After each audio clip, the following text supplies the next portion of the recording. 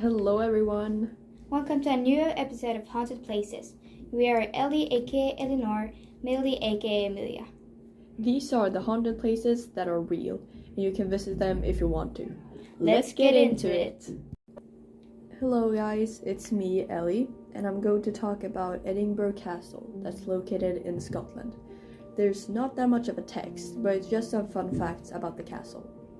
So, Edinburgh is one of the biggest attractions in Scotland's capital city, also considered to be one of the most haunted.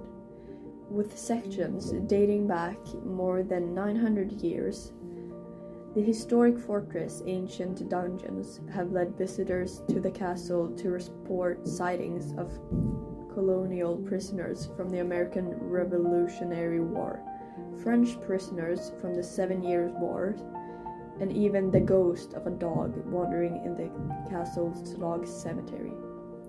That was all of the Edinburgh Castle text, and now you're going to hear from Millie. Guys, it's me, Millie, and I'm going to tell you about St. Augustine Lighthouse in Florida. On the coast of Florida, where Tullamato and Matanzas rivers spill out into the unforgiving waters of Atlantic, stands one of America's oldest and most haunted structures, the St. Augustine Lighthouse. Standing 164 feet tall,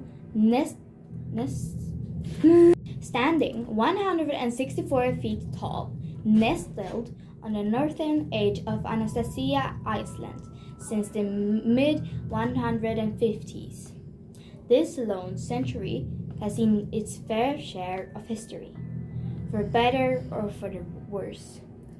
From the colonization of America to the Hundred Years' War, to the birth of a nation in its suspective divide, the St. Augustine Lighthouse has stood watch year after year through pages of power struggles, a beacon of hope in the darkness. And it has left a mark.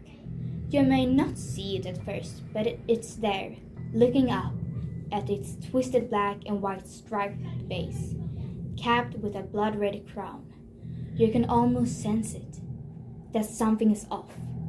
But it's until you've run your fingers along the contained walls and mixture of limestone and broken shells that you can really feel it.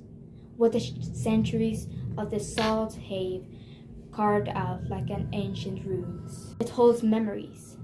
On the ground floor, living quarters, where so many lighthouse keepers have laid their heads over the years. The raw, almost sickly sweet smell of fresh lit cigarette can be detected, stubbled beneath the ocean air.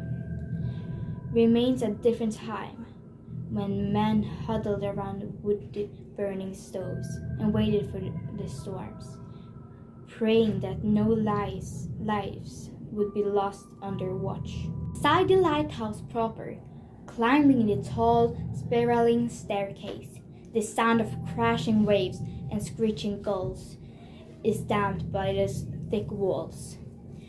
The sound quiet is almost welcome until a new sound emerges. The bell-like ringing of a little girl's laugh. It starts at the top of the stairs, high above your head, and it works its way down, until it silences abruptly. The red room at the very top, the beacon itself, sits staring like a giant glass eye, seeing through time that the world that was before. You step out on the catwalk, taking Anastasia's Island, the enormity of the sea beyond.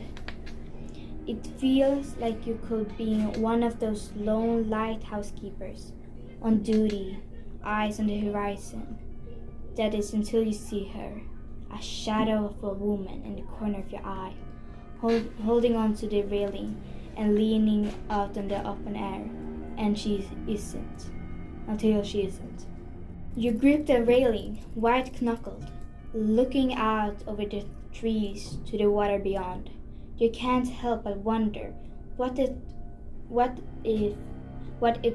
feel like if you stepped out too, to be nothing more than another memory left behind at St. Augustine Lighthouse, standing watch and waiting as the centuries slipped by and history rewrote itself. Takers. Like a haunting, the spirits that roam the ground over the St. Augustine Lighthouse didn't just appear from nothing. Over hundreds of years, all the structures have stood. Many people have come and gone, lived and died, and few have even remained. The sightings that have been recorded on Anastasia Island have roots go deep into the history of the lighthouse, much of which is now known to us. For instance, it may be tempting to disagree the lightning order of cigars, even despite the site being smoke-free. But for anyone who has ever smelled it, or has even seen too tall, shadowy figure that often accompanies it, they will tell you that the sense of fear and foreboding in the air lingers long and after the cigar has faded away.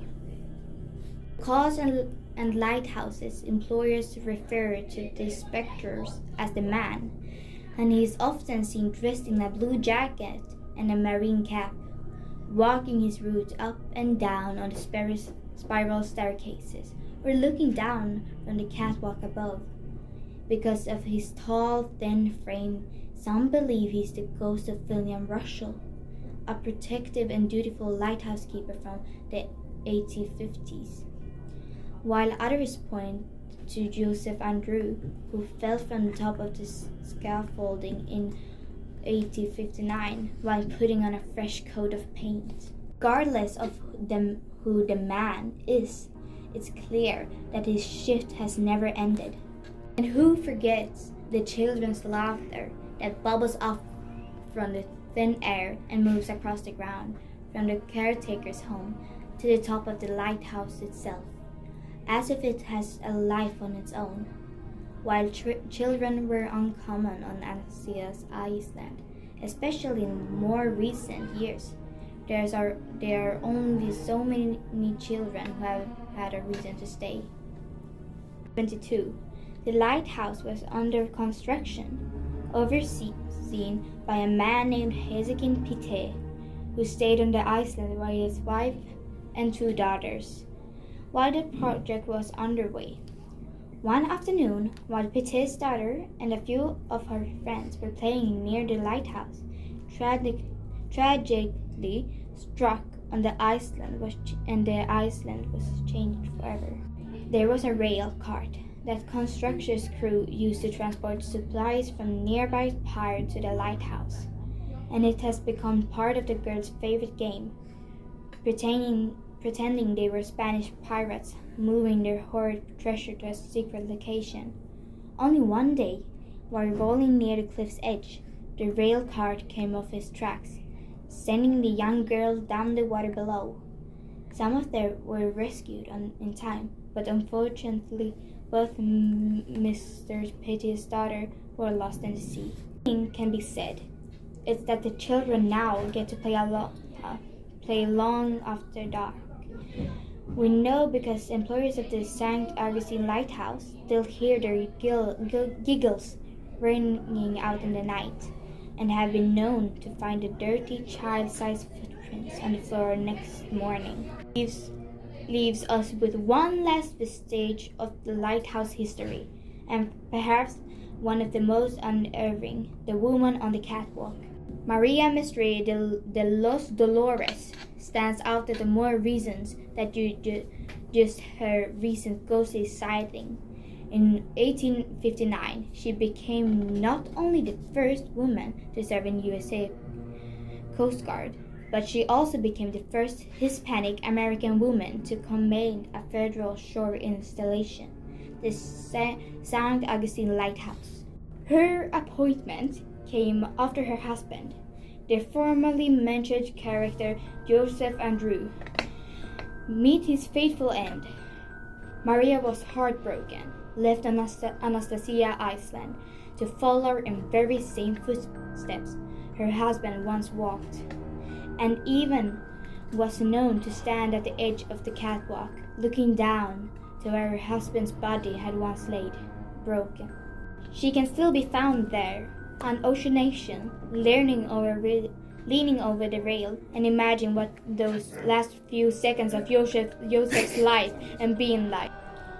There is a little doubt that when it comes to hunting, there are few places that will leave a mark on its visitors like the St. Augustine Lighthouse. With its rich history, infamous legends, and well-documented sightings, it is clear that what happened on Anastasia Island stays on Anastasia Island. So that was all for today. I hope you guys enjoyed it. I will finish my story the next episode, so just keep waiting. Millie and Ellie are out.